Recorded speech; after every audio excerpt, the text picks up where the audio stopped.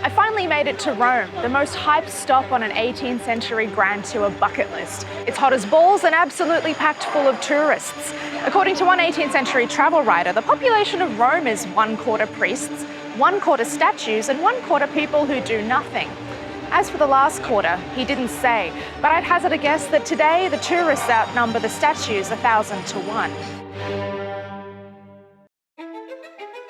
In crowds like these, it's very tempting to think that you're not like the other tourists. But as it turns out, people have always loved to complain about other tourists. For example, an English travel writer named Augustus Ha wrote in 1871, near the end of the era of the Grand Tour, that nothing can be more depressing to those who really value Rome than to meet Englishmen hunting in couples through the Vatican galleries, one looking for the number of the statue in the guidebook and the other not finding it.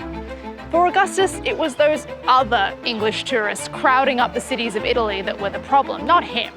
So what were the proper grand tourists doing in Rome? Well, when these horny young gents took a break from the parties and the ladies, they liked to sit around and measure their columns.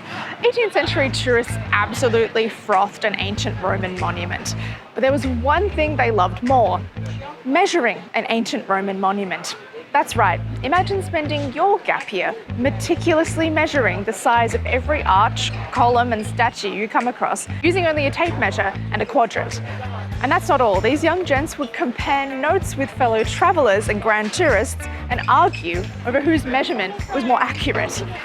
One young gent even wrote back to his mother about every single monument he saw and measured, which I'm sure she really enjoyed reading about. Another favourite activity on the Grand Tour was buying souvenirs.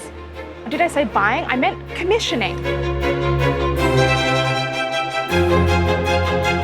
Today we might take a selfie to commemorate that I, Mary, was here, but back in the 18th century, before the invention of the camera, the travel souvenir was a little bit more involved.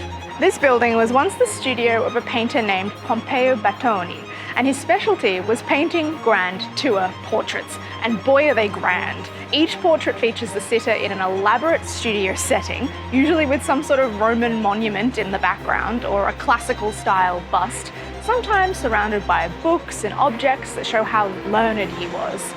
Pompeo Battoni was known for flattering his sitters, always making them look pretty attractive and noble. And because of this, anyone who was anyone wanted to have their portrait done by him. Most tourists would only visit Pompeo's studio once or twice to have some sketches made, and then the artist would ship their portraits back to England for them to receive when they got back at the end of their months or years abroad, or even direct to their families as a way to say, "Look what a great time I'm having in Rome, Mum."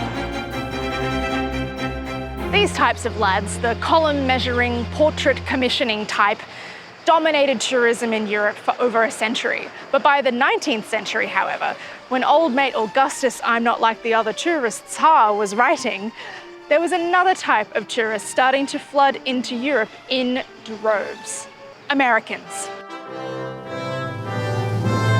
And to Augustus, there was nothing worse. He said in Rome you would hear Americans describe the Forum as the dustiest heap of old ruins they ever looked upon.